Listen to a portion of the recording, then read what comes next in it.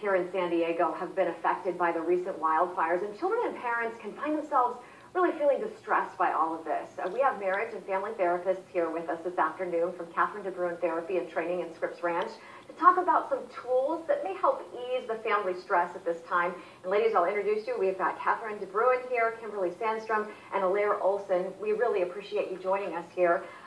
Maybe start by talking about some of the feelings that are really normal to be having at this time. Children are unique and they experience so many different things. So some of the children are sad, they're feeling moody, they're getting clingy. Others are angry and acting out. And some children can be confused and shut down and can seem not to care at all.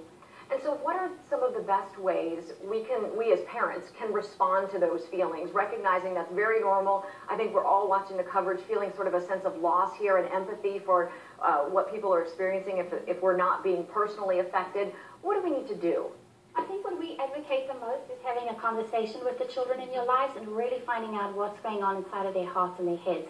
I'm also a mother of 3, and I didn't think my children were reacting at all until I tried to have a conversation last night with one of them.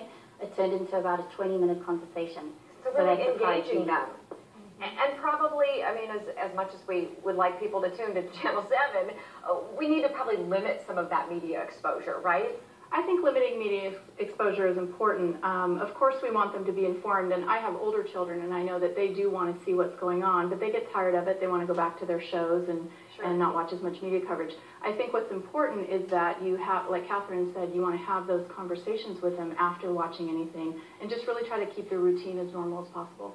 And even for older children, what kind of behavior changes might we expect from younger or older children in these days after we've been watching all of this so intently?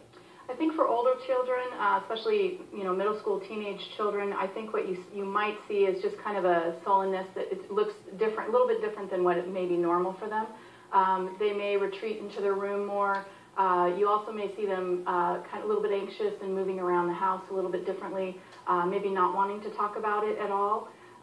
There's a variety of things that can happen with the older children, but you definitely want to create space. Ask them, things like, what would you have grabbed if you had to evacuate? It opens up a conversation. Yeah, that does seem really critical. And what can we do to be proactive and maybe even making a difference and including our kids in that experience?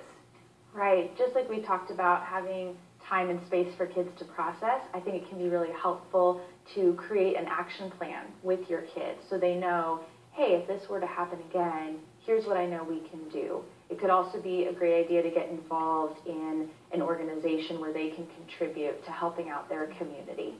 We've got a couple of bullet points up on the screen here to sort of summarize what we've been talking about, really talking about the situation, limiting that media exposure, reassuring your family, and recognizing your own anxiety level, right? Absolutely, absolutely. And especially with the younger children, you definitely want to limit how much you talk about it in front of them. Like, process that with a trusted adult or even your spouse outside of their earshot, because they are listening, even if we think they're not affected. Well, I really like the idea of engaging them in that conversation, no matter what the age. You can relate to them on their level.